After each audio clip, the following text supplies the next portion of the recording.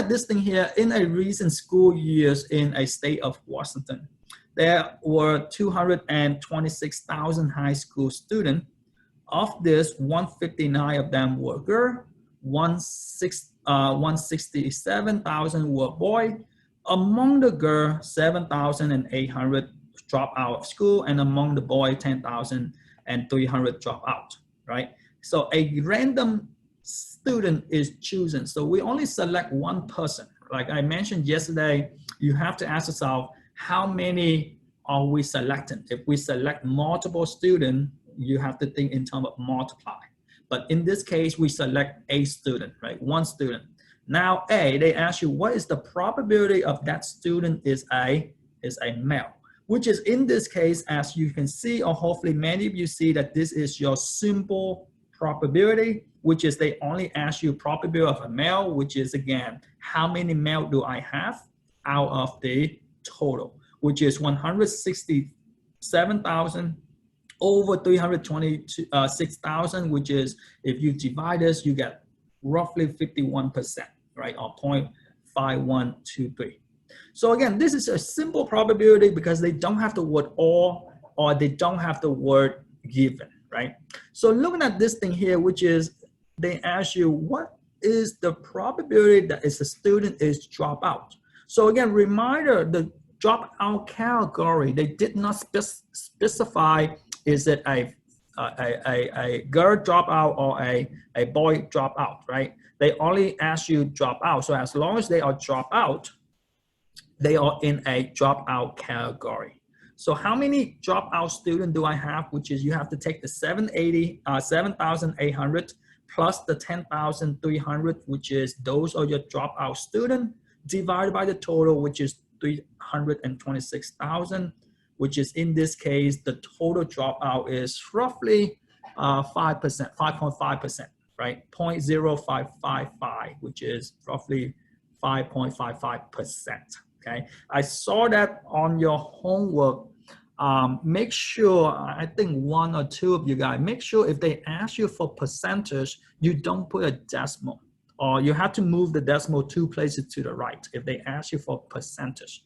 If they ask you for decimal, then you give them a decimal. So again, you hear me say that 5.55% because I have to move the decimal. Basically, whatever the decimal is, you have to multiply to 100 to convert to percentage. Okay, so again, make sure I go back and give some of you guys your point back, not the whole thing, because again, they ask you for percentage.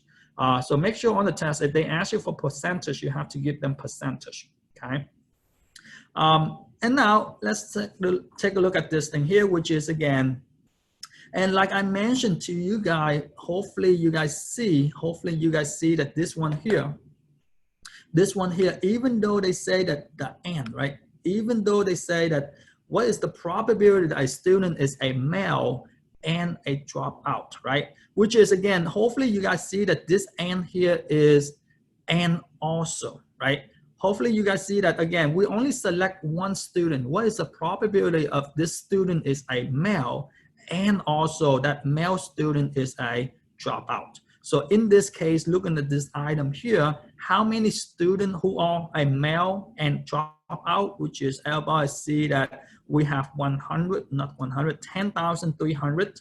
And again, those are your dropout who are a male student divided by the total, which is in this case, we have 0.0316. And again, you can compare, as you can see, roughly 5.5% and 3.1 or 3.2% of that 5.5 is a male, right? So the other 2.4 or 2.3% is a female. But anyway, this is the 3 simple probability, right? They ask you just basically one criteria, and you're looking for that criteria over the total.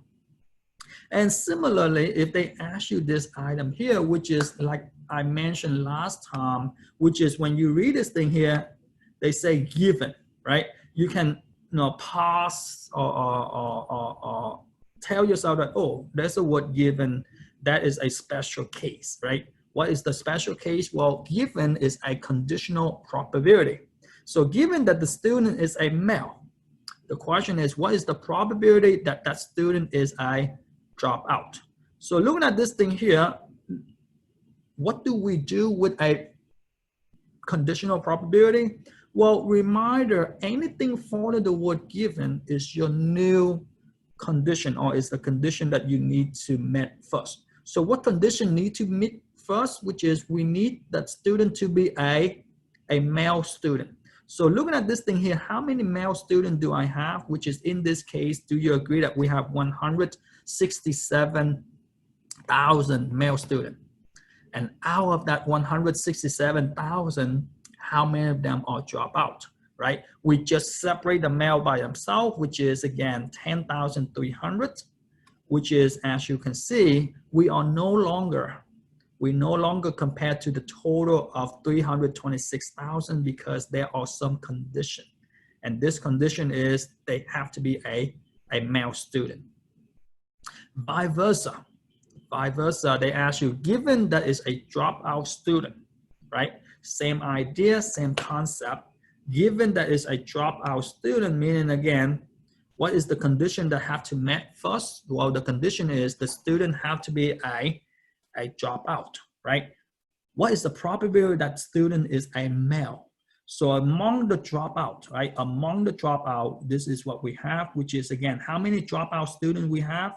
You have to take the 7,800 plus the 10,300 to give you 18,100, right? If you take those and you add 18,100, and among that 18,100, how many of them are male? Which is in this case, we have 10,300 divided by 18,100. And again, as you can see up here, number D, this thing here, we just compare among the male student, right? As you can see, among the male student, there's only roughly 6.2% of the male student is dropout, right? But among the dropout, 56.9% of the dropout student is a male.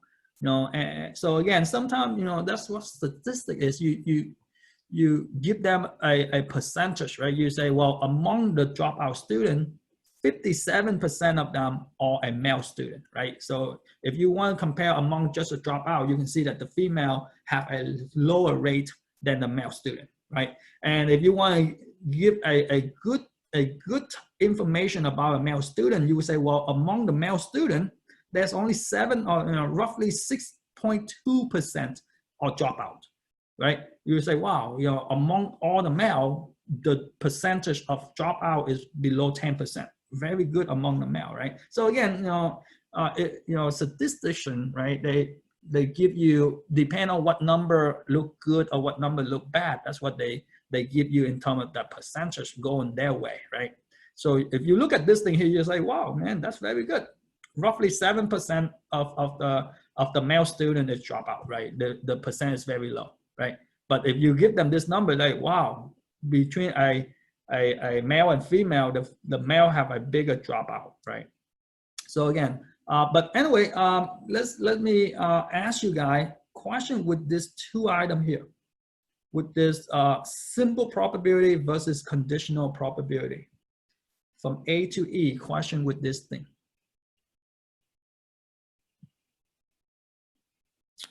All right, so I believe we did this one already. Independent and dependent, and I think we did this. We left with this item right here, which is, I think before I send you guys, or I let you guys go last time, this is where we start, which is how do we solve the probability of at least one, right? So how do we solve the probability of at least one? So let's take a look at this thing here. Before I mention about the formula or what to do, let's attack this problem this way, right? So a fair coin is tossed 3 times, meaning again, I have a fair coin, which is 50% of head and 50% of tail, right? If I flip this thing here, I have 1/2, right? And they ask you this question. This is the question that you will see when you read this thing here. You will have to say, well, they ask you what is the probability that come up tail at least one, right? So again, this is the last item we have that you will see, which is again, reminder, you have a simple probability, which is what we're looking for over the total. You have the OR probability, which is the addition. And we have a given probability, which is a conditional probability. And we have a AND, right? Which is it independent or dependent, which is the AND is multiplication, the OR is addition, right? The given is some condition have to match first. Now, the last type of probability we have is what is the probability of at least one, right? Those are your keywords. You look at, because all they ask you is probability. You have to know what probability is what. But again, before we attack the probability of at least one, let's take a look at this thing here this way. So let's create a sample space for this coin, right? So do you agree that I have a coin and I flip 3 times? The first time, the second time, and the third time. So the first time I flip this coin, do you agree that I have either a head or a tail, right? I have one or the other. I don't have both, right? It will either land on the head or land on the tail. So looking at this thing here, if I have a head on the first try, if I flip the coin and I have a head, I flip the coin the second time, I will either have a head or a tail, which is I have a head and a head and a tail, right? Or vice versa, if I have a head on the second time, I flip the coin the third time, I will either have a head or a tail, a head or a tail. Meaning, do you agree that this thing is what I have is I can have a head, which is I flip the coin 3 times, I have 3 of them, 3 head. I flip the coin again, same thing. I either have a first 2 head and a tail, or a head, a tail, a head, or a head, a tail, a tail. Which is this is the 4 outcome that I have as a head, right? And on the other side of the spectrum, which is what happens if a first one is a tail? Well, if the first one is a tail, the second time I flip, I still have either head or tail. And the third time I flip is either head or tail, which is, as you can see, this is the remaining of my sample space. Meaning, as you can see, this is the 8 different sample space that I have, which is this is the total sample space that I will get if I flip the coin 3 times. There is no other combination of head and tail that I can get beside this 8 item, right? This is the 8 item we have, and that's all that we will have, okay? So if you look at this question, what does it mean at least one? Do you agree that this one, at least one, meaning the minimum I should have, the minimum I can have is 1 tail?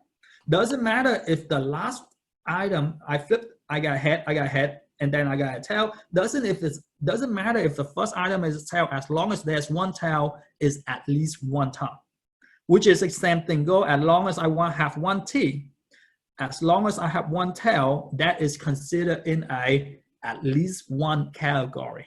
So looking at this thing here, if we have the sample space, you can see that the probability of at least 1 is basically I have 7 of them out of 8 possible outcomes, right? Which is 7 out of 8, which is the probability of me flip the coin 3 times and I have at least 1 tail. Doesn't matter which try.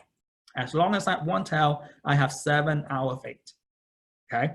So again, but let's change it up, right? This one is a little bit easy because I have only 2 options, a head, a tail, which is I flip 3 times, which is the same as 2 raised to the 3rd power, which is 8 different outcomes. What happened is instead of flipping 3 times, I want to flip this coin 10 times, right?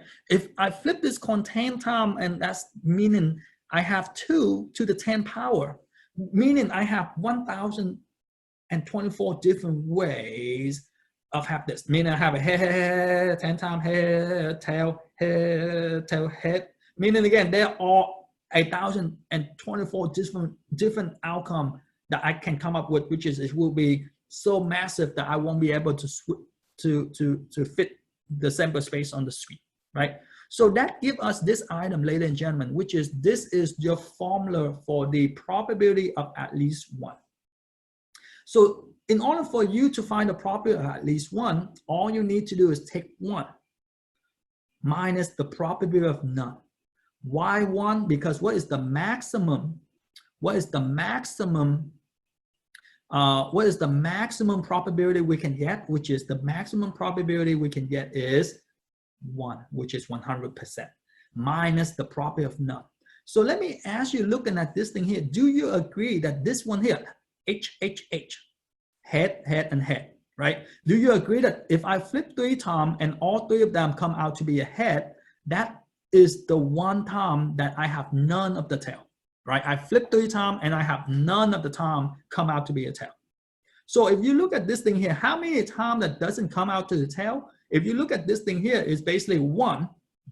The one time, which is the 3 head, that is none of the tail, right? So I can take 1 minus 1 over 8 because the probability of me have none of the tail is 1 out of 8, which is again 8 minus 1 is 7, which is 7 out of 8. As you can see, it's the same answer here.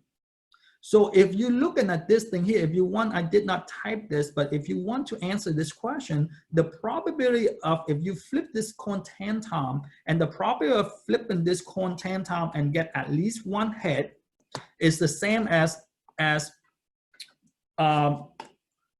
1 over 1024, 1 over 24, and again is the same as 1023 divided by 1024, because there is 1 time. This is the one and only time that you have 10 head. That is the one and only time that you don't have at least 1 tail. Okay, so again, pretty much if you take 1023 divided by 1024, you will get probably 0.9990% of get at least 1 tail. Okay, so again, the only reason why I give you this method or this way is so that you can see the actual sample space and you can see the word at least 1, right? What is at least 1 represent that as long as you have 1 of them. Okay, the problem comes with statistic is what if they give you something else. So let's take a look at this problem of at least 1 problem. So let's take a look, well, before we look at the actual problem question with this small example here, how I get the sample space and how I find at least 1 with this item here. All right, let's take a look at this problem of the at least 1 item. So the at least 1 item, this is your typical problem that you will see, which is at least 1, right? So they ask you this thing here. They ask you this item here, which is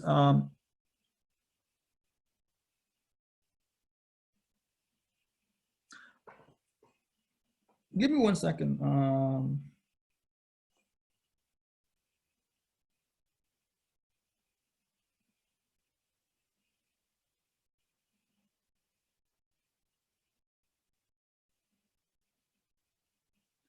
Sorry, I have a student tried to join the meeting that was not able to join and send me an email. So I just replied the email.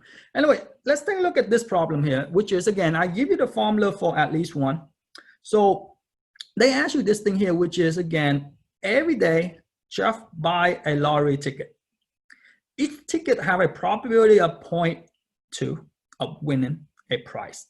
And after 7 days, this is what they ask you, which is if you read this problem, you say, well, what are they asking me? Well, they ask me, what's the probability of Jeff win at least 1 time, at least 1 prize, right? So again, looking at this thing here, this is what they ask you when you read this thing here. And when you do your homework, your quiz and your test, you say, well, they keep on asking me probability. So that's what you have to decide. What probability are they asking you, right? So at least 1, so you have to recognize that, oh, at least 1, meaning I need to take 1 minus probability of none. So let me ask you guys, what else or what do they give us? Do you agree that they give us this? The probability of Jeff winning this lottery ticket. He buy the lottery ticket on Monday, and the probability of he winning that lottery ticket is 0.5. Right, scratch lottery ticket or whatever, right? So do you agree that for that ticket, the probability of winning is 0.2, then the probability of losing will be 0.8, because 1 minus 0.2 will give me the remainder, which is the probability of Jeff losing on that ticket is 80% or 0.8, right? So if that is the case, for one ticket, the probability of losing is 0.8. Now, you have to ask yourself, how many tickets did Jeff buy, right? Which is in this case, after 7 days, meaning he buy it each day. After 7 days, meaning he buys 7 tickets. Agree? So looking at this thing here, this is what you have is because he buys 7 tickets, you can see that the probability of none, meaning after he buys that 7 ticket, none of the tickets win any prize, right? So looking at this thing here, which is, what do we have? Well, do you agree that the first ticket that he does not win is the probability he does not win on the first ticket is 0.8. What's the probability of the second ticket? Well, the probability of the second ticket is the same, 0.8. The probability of the third is the same, 0.8, 0.8, 0.8. As you can see, after 7 days, this is what we do, which is each ticket are independent, right? Each ticket, that's probability is the same, so they are independent, which is now all you do is you take each ticket, the probability of he not winning, multiply each other. And if you multiply them, this is what you have is 0.2097, right? And now looking at this thing here, that's not our answer because that is the probability that he does not win any ticket at all, right? That's not the probability of at least one, because that's the probability that, again, worst case scenario, he buys 7 tickets. The worst case scenario is he does not win on any ticket at all. So again, that's the worst case scenario, which is now, what is the probability that he win at least one? So to find the probability at least one, we just take 1 minus what we just find out, which is the probability that he does not win any ticket, which is a probability of he winning at least one is 0.79, roughly very similar to the one that he lose. But again, 0.79 here meaning at least one here meaning, again, he might win the first one and he lose the rest, or he may win the second one and the third one he lose the rest, right? At least one meaning, it doesn't matter how many tickets he, very rarely that he will win all 7, but again, as long as he win one is in the at least one category, okay? So again, question with this one here, question with this problem in terms of question with at least one the idea of at least one. Right. So if you don't have question, let's take a look at another problem. If you guys still iffy on what question to ask, let's take a look at another question, and then hopefully the second time around is a little bit better. Let's take a look at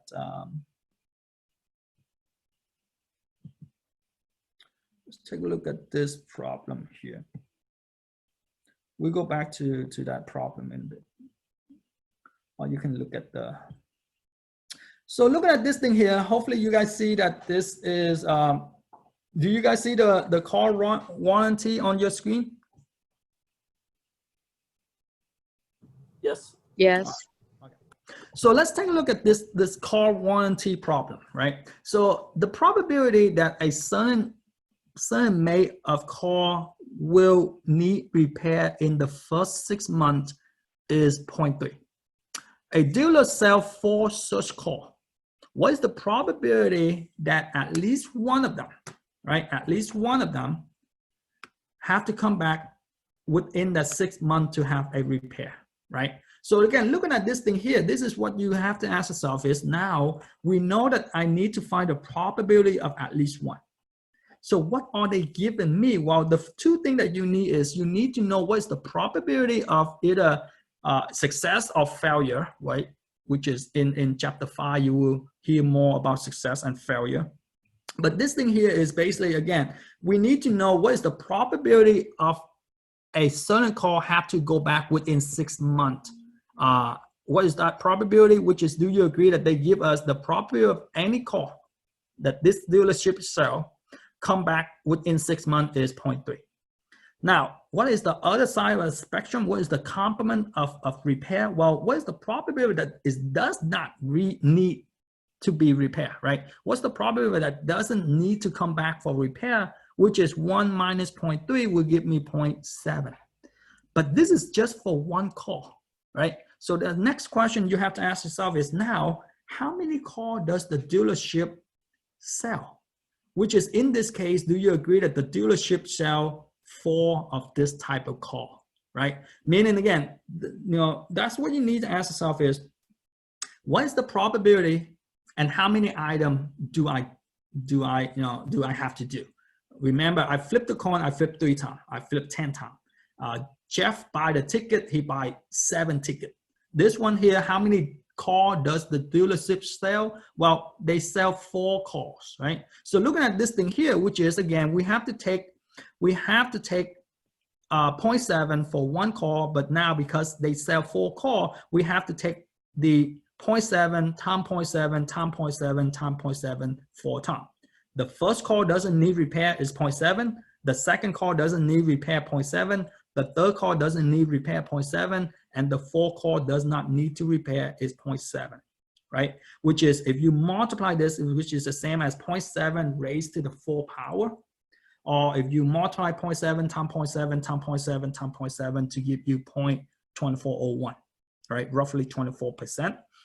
So looking at this thing here, is this our answer? Hopefully you say no, because to find the probability of at least 1, what we just find is we find the probability of none of the call. None of the 4 call need to come back for repair, right? The probability of at least 1, meaning you take 1 minus the probability of none, right? No call need to come back for repair, which is the same as none, okay? So which is, we need to take 1 minus this to give me 0.7599, okay? So again, the probability of this 4 call and at least 1 of them, we don't know which one. We don't know if it's 1, 2, 3, or all 4, but at least 1 of them come back is 75% or 76 in this case, okay? So again, this is the at least 1 item of the probability of at least 1. Question with this here. Any question with this at least 1 probability or probability of at least 1? All right, let's try another one, and then let's try another one. And I think this is your homework question. Whoever did the homework, this is very similar to your homework question. The only thing changing is the instead of 15.8%, it's like 17 something. I just changed the percentage, so at least you guys can see the difference. But let's take a look at this thing here, which is, they say that the technology consultant company Data Genetic suggests that 15.8% of all 4-digit personal identification number or PIN code have a repeated decimal or digit form such as 2525, right? Assume that this is true. If a PIN of 7 people are selected at random, what is the probability of at least 1 of them? At least 1 of them have a repeated decimal, right? Not decimal,